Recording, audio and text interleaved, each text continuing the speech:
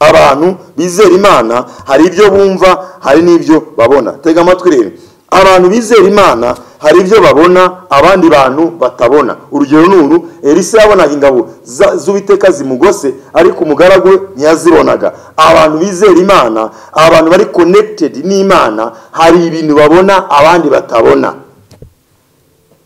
Hari ibintu abantu b'Imana babona abandi bantu mwisi batabona. Sengera amaso yawe ahumuke, sengera amatwi yawe ahumuke. Ndavuga amaso yandi, ya matwi yandi, ujye wumva ibyo abandi batumva, ubone ibyo abandi batumva. Uzakomera batakomeye, uzatsinda batsinzwe, uzanyura batanyura, uzahumurizwa uhumurize abantu. Bibiliya ngo abazi Imana yabo bazakomera bakora iby'ubutwari. Abazi Imana yabo, abafite amaso areba, abafite amatwi mazima yumva, bazumva bahumurizwe bakomere mu byo bikomeye. Ndagusengera rero mu izina rya Yesu, Imana iguhumura amaso, nawe ujye wumva ibyo abandi batumva, ubone ibyo abandi batabona. Abantu twizera Imana, abantu turi muri Yesu, abantu dufite umwuka w'Imana, dufite umwihariko bita kubona ibyo abandi batabona, kureba ibyo abandi batareba.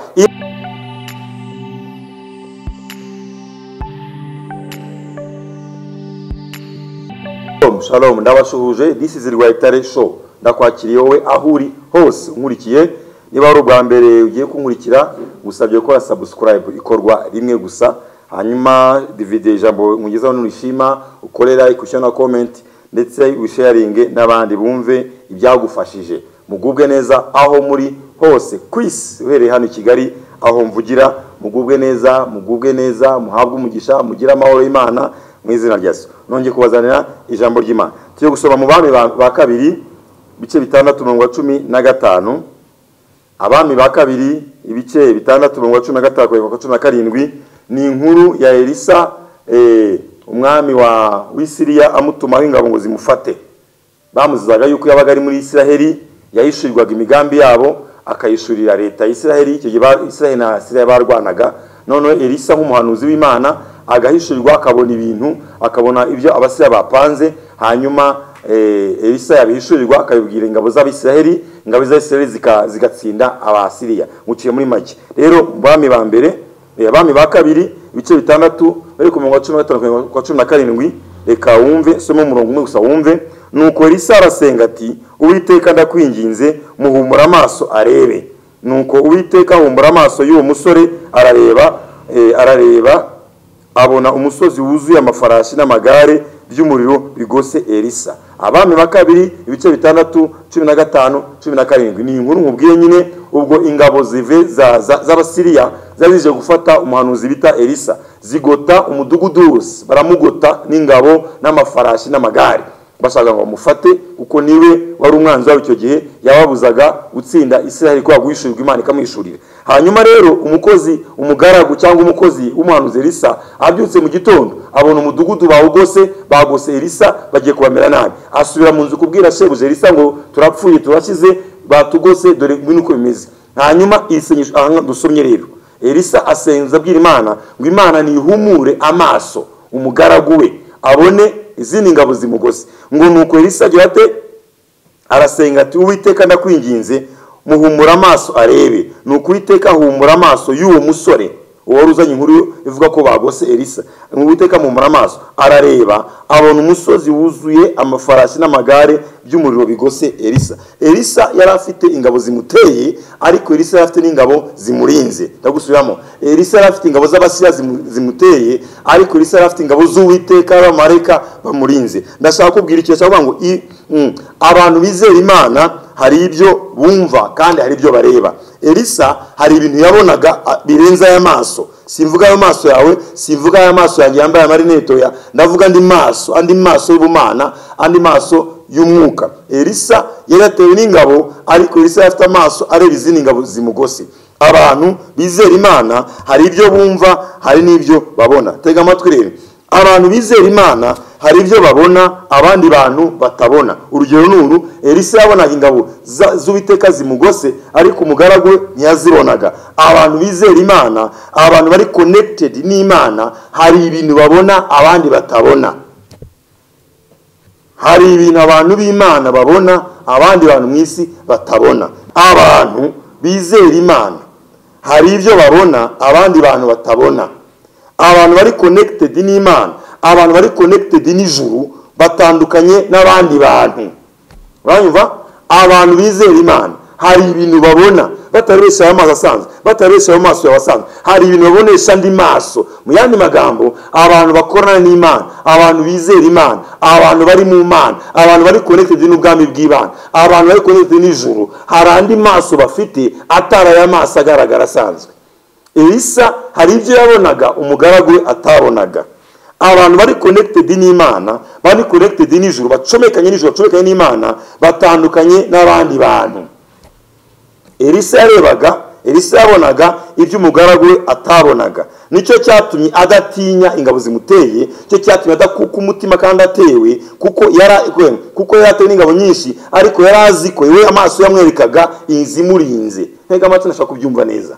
Abantu biringira Imana, abantu bari connected n'Imana, abantu bafite umwuka w'Imana, hari ibintu babona abandi bantu batabona. Mu yandi magambo, abantu b'Imana, abantu bizera Imana, abantu bari connected n'ijuru, abantu bafite umwuka w'Imana muri bo babona ibintu bitandukanye n'ibyo abandi babona. Elisa yabonaga ingabo zimurinze, ingabo z'umuriro zimurinze, ariko umugaragu yabonaga ingabo zisanzwe z'Abasiriya. Mu by'ukuri ukuri nuku, Elisa yari yagoswe n'ingabo z'Abasiriya zije kumufata. Ukundi kuri utapfa kwemera utabihishuriwe, Elisa yari afite izindi ngabo zimurinze.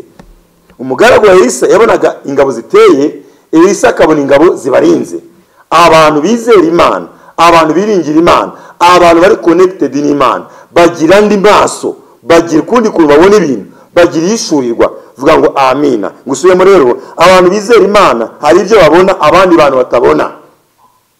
Abantu bari connected n'ijuru, bari connected n'umwuka w'Imana, bari connected n'Imana, bacomekanye n'Imana, bagenda n'Imana, na abantu batandukanye n'abandi. Nkuko Elisa yatandukanye n'umugaragu we, niko abantu bizera Imana, abantu bakorana n'Imana, abantu bagenda n'Imana batandukanye n'abandi. Elisa ibyo yarebaga, Elisa ibyo yabonaga, umugaragu atabona. Niyo mpamvu yakomeye ntiyatinya. Haleluya. Kangusome ibindi. Mu bami bambe, dusonye mu bami baka ibice bitandatu. None mu bami bambere ibice 18, mu bami bambere ibice 18 umurongo wa 41. Naho harimo inkuru abantu z'Abari bamaze kwicwa. Eliya twavuze Elisa ubu ni leta yo kureba. Abami bambere ibice 18 umurongo wa 41. Harimo inkuru ya Eliya bamaze gutsinda abantu z'Abari. Eliya rero umva ukuntu avuga. Abami bambere 18:41 ngo maze Eliya abwira Ahabu ati, haguruka ufungure kuko numva haza kugwa imvura y'impangukano. Eliya abwira Ahabu ati, haguruka ufungure cyangwa urye cyangwa witegure kuko numva haza kugwa imvura y'impangukano. Eliya bari bamaze gutsinda abantu z'Abari. Eliya yarahagaritse imvura imyaka 3 ndetse n'igice. Ubwo rero Eliya abwira Ahabu ngo niyitegure ajye mu igare arye ndetse mu igare ry'agende avaho kuko agiye kugwa imvura y'impangu, imvura nyinshi idasanzwe. Tega amatwi. Eliya ntabwo yabonye imvura igwa, ariko hari amatwi Eliya yari afite yumvaga imvura. Nshaka gusobanukirwa. Iyi mvura Eliya yavugaga yari maze imyaka igera muri 3 ndetse n'igice itagwa.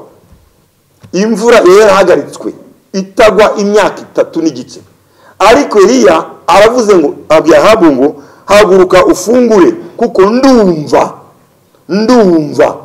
hagiye kugwa imvura impangukano. Nkuko nakubwiye dutangira, abantu bari connected n'Imana, abantu biringira Imana, kuresa ngo hari ibyo bareba. None kureza yambwiye ngo abantu biringira Imana, abantu bari connected n'Imana, hari n'ibintu bumva. Hari ibyo Eliya yumvaga ariko Ahabu ntiyabyumvaga. Arambwiye ngo haguruka ufungure, ndumva agiye kugwa imvura y'impangukano. Iyo mvura avuga igiye kugwa yumva yari imaze imyaka 3 irenga itagwa.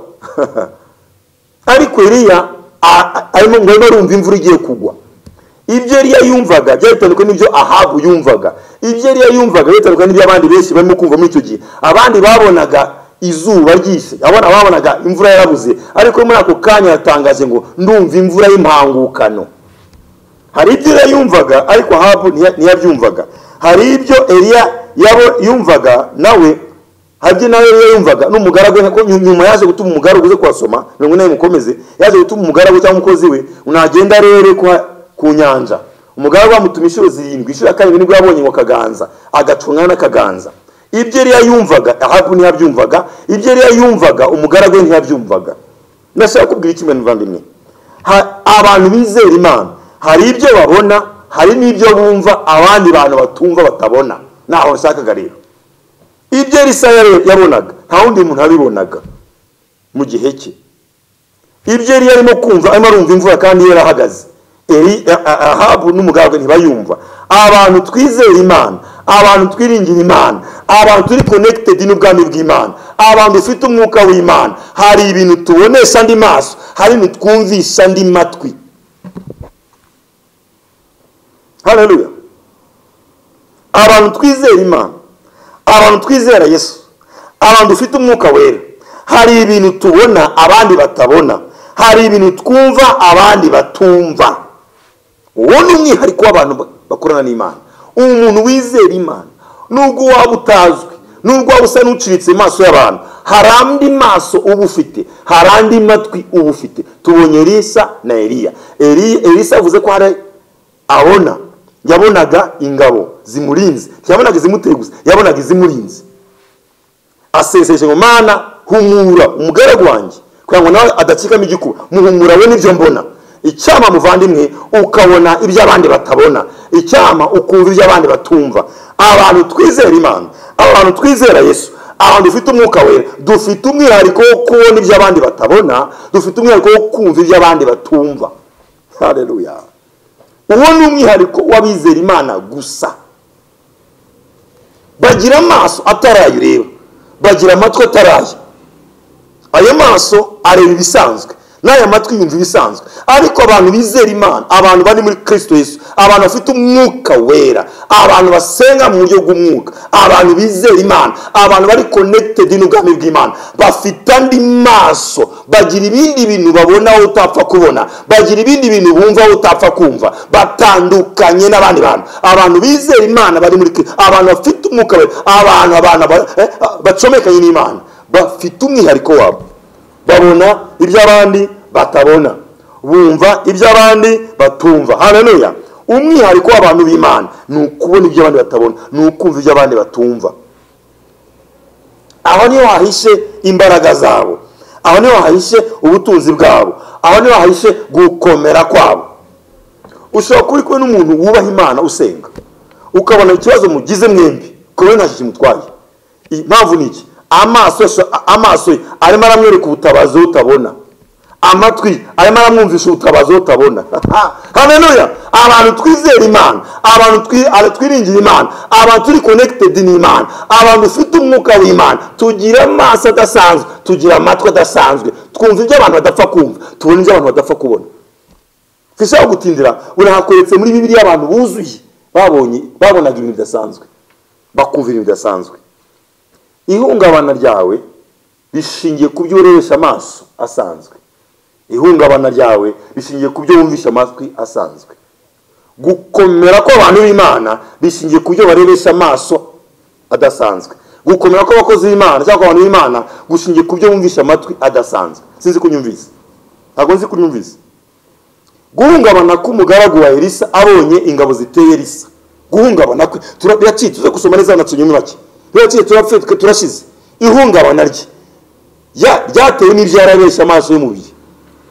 Ariko gukomera kwa Elisa kwatewaga n'ibyarebesha amaso atarasanzwe. Anyumvise?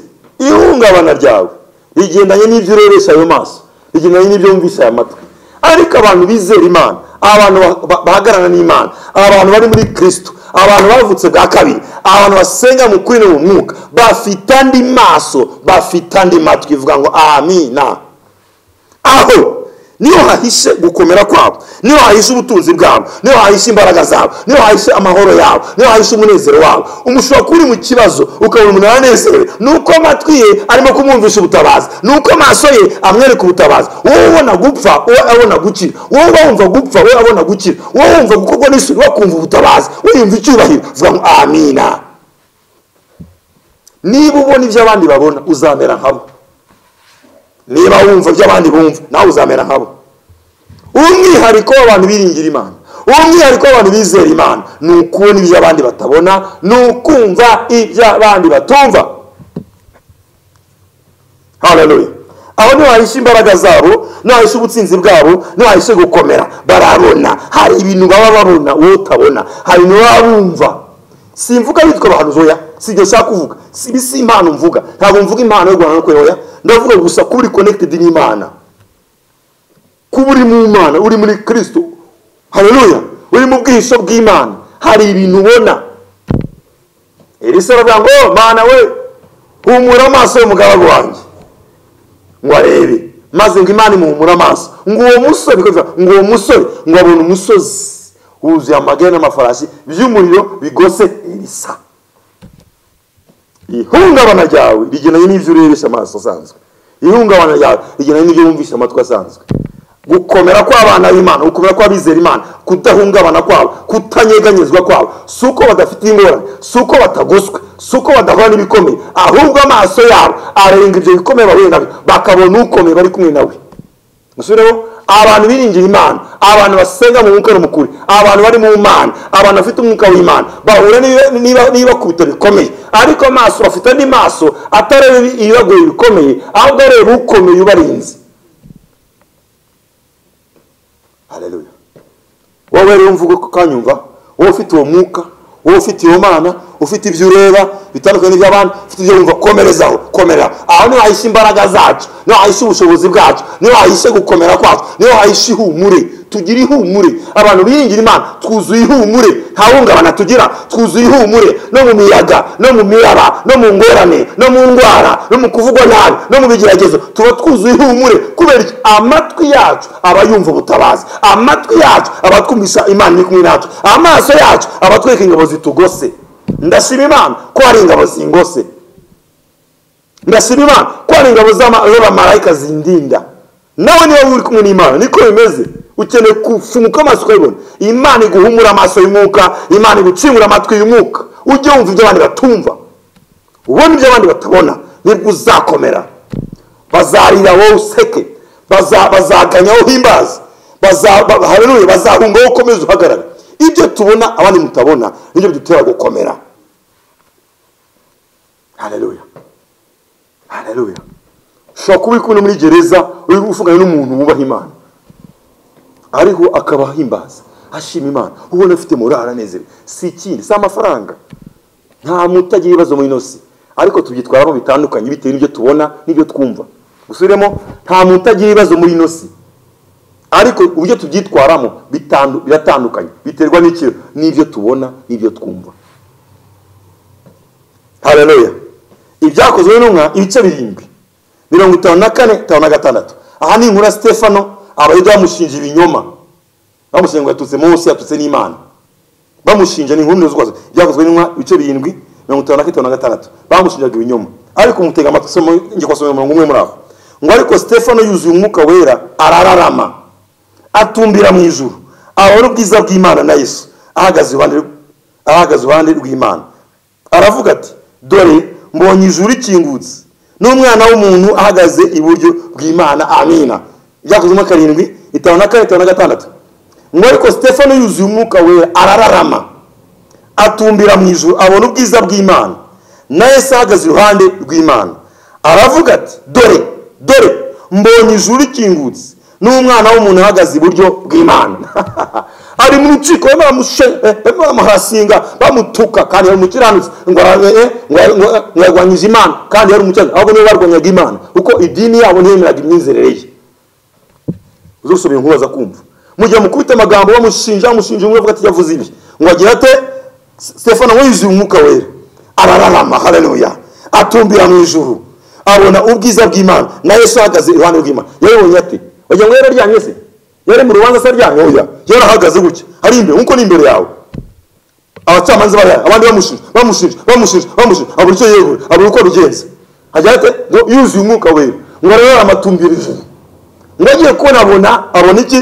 Ngo abona ubwiza bw'Imana, ngo abona na Yesu ahagaze iruhande rw'Imana. Ngo atari umuzikindi, aravuga ati, dore mbonye ijuru rikingutse n'umwana w'umuntu ahagaze iburyo bw'Imana. Stefano nubwo ari mu makuba, yari mu rugamba, yari mu rubanza, bamushinja, abantu bamushinja amakosa akomeye, yari afite n'isike yo gupfa, ndetse yashoje bamuteye amabuye yapfuye, zo kwasoma bamuteye amabuye, ariko mutega amabuye, byane mbabwiraga umuntu wubaha Imana uri connected n'ijuru we afite ibindi bintu ababona. Ari mu rubanza ariko arimo aribonera Imana, ari mu rubanza arimo arabona ubwiza bw'Imana, ari mu rubanza afite abanzi imbere bahagurutse ariko arimo arabona ubutabazi, arimo arabona ubwiza bw'Imana. Icyo ubona nicyo kiguko witwara, ibyo wumva nicyo biguko witwara. Yarari mu rugamba rukomeye, ntihamagaye bene wabo, ntihamagaye intumwa zikomeye, nta kibazo ngo ngiye muzikindi mbonye ijuru kingutse. Haleluya! Mu bibazo tubona ijuru kingutse, mu bibazo tubona ubutabazi, mu bibazo tubona Imana iri kumwe natwe, mu ntambara tubona Imana idutabara, mu burwayi twizera gukira. Dufite amatwi yumva ibindi bintu, dufite n'amaso atwereka ibindi. Ahubwo ni umwihariko w'abantu b'Imana. Haleluya! Umunezero wacu, amahoro yacu, gutuza kwacu, haleluya, ubutsinzi bwacu, imbaraga zacu ntabwo ziri mu mafaranga nk'abisi, ntabwo ziri mu uko tubayeho biciriritse, bamwe tubayeho bisanzwe, ariko ibyo tubona, ibyo Imana itwereka, ibyo mwuka tuvuga natwe dugira amatwi. Dore mfite amatwi arenze aya, mfite amaso aruta, dore nayo nkanyambaye karinete yararwaye, ariko hari andi maso atarwara.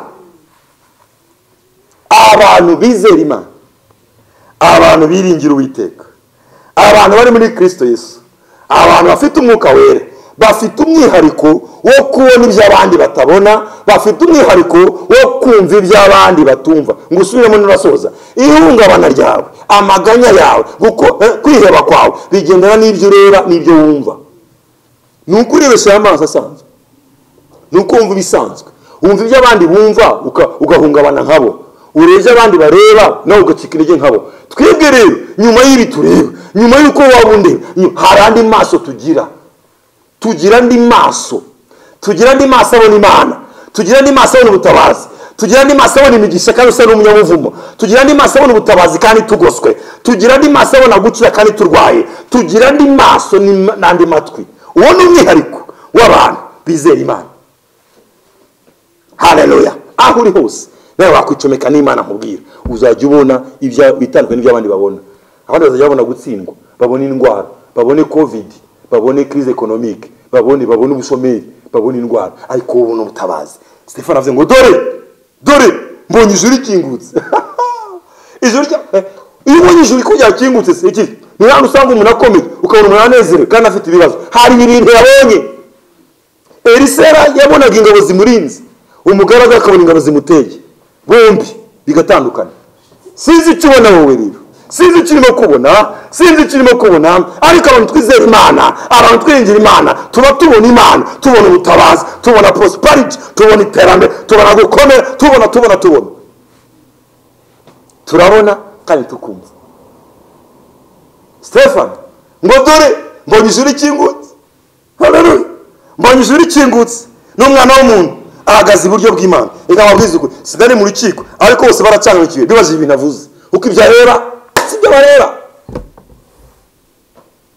Cyama nkurikiye ugahura n'Imana, gafungura amaso yawe, gafungura amatwi yawe, amaganya ntwazongera kujya urira ukundi, ntwazongera kuganya. Hago wajya uhumuriza abandi. Kuki tubahumuriza? Kuki duhumuriza abandi? Kuki twe tubahumuriza? Nuko dufite ibyo tureba, dufite n'ibyo twumva. Nta mpamvu kujya mu bapfumu, irukira kwa Mana. Imana izagufungura amaso, nawe hari ibyo uzabona. Ndagusabye uzamuna kanya uzasome ibyanditswe neza. Abami ba kabiri ibice 6 15 14 uzasome neza wumva izo nkuru. Ubona kandi kanya uzasome abami ba mbere 18 40 uzumva iyo nkuru neza. Hanyuma nubona kanya uzasome yakozemo 7 5 5 nibwo uzabona ukuntu abantu hari ibintu babona. Simbwa kurya mu karoti sibyo, nabyo nibyo, ako sibyo mvuga cyane. Shukuri biri mu zurugendo ariko kumva kandi ukabona. Umwihariko w'abantu b'Imana, abantu bubaha Imana, abantu bari connected n'Imana, abantu afite Yesu, abantu afite umwuka wera. Hari ibintu tubona abandi mutabona, hari ibintu twumva abandi mutumva. Niyo mpamvu Stefano mu rubanza yakabera avugije induru agatakamba, oya no yewe muzikindi, mbonye ijuru kingutse. Hasi ukomeje hasi ngo bahise bazanira ngo n'uburakari bararakara, mwumva ibintu avuga mbese uyabaye atariko turamushinja nubwo yisobanura, turamushinja nubwo babara. Hari abantu batukwa, hari abantu isizunguza, hari abantu bagambanirwa ariko bagaseka kuko bafite ibindi bumva, bafite ibindi bareba. Ngo bazanwa n'uburakari bamutera amabuye arinda apfa, ariko tega amatwi ngo agiye gushira mu mwuka bamutera amabuye bamuziza ibyo yiboneye gusa bamutera amabuye isi hore dutera amabuye ariko hari byo tureba hari byo twumva muvandimwe sinzi ibihuriho sinzi ahuri ariko nubwo isi yamerite hari ibyo mbona hari n'ibyo numva nibyo bintera gushikama mu Mana icyaha Imana gufungura amaso y'umwuka icyaha Imana gufungura amatwi y'umwuka nawe ukagira ibyo wumva n'ibyo ubona bizagutera gukomera aho abandi batakomeye bizagutera guhumurizwa muri wowe uhumuriza abandi haleluya Stefano ashoza avuye ngo ngo Mana ntubabareho icyaha kuko batazi icyo bakora ubababarize ntubabareho itewa baramusinza ibinyoma bamuteye amabuye gupfutewa amabuye bamuteye amabuye bamushyira ibinyoma bamwenye mu rukiko bitari ngombwa ariko kuko hari ibindi yarebaga hari n'ibindi yumva apfuye abasabira imbabazi uzi impamvu utababarira waguhemukiye nuko nta kindi kintu ubona nyuma yabyo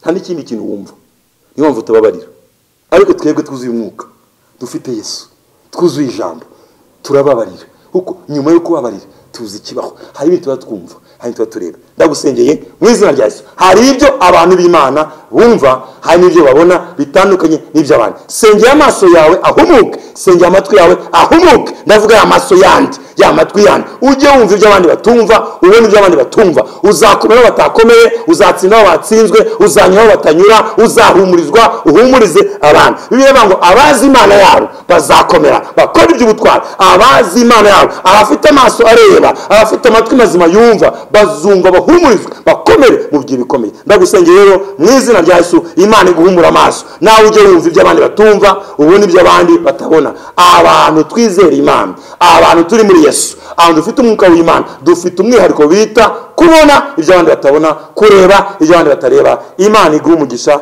mu izina rya Yesu amen.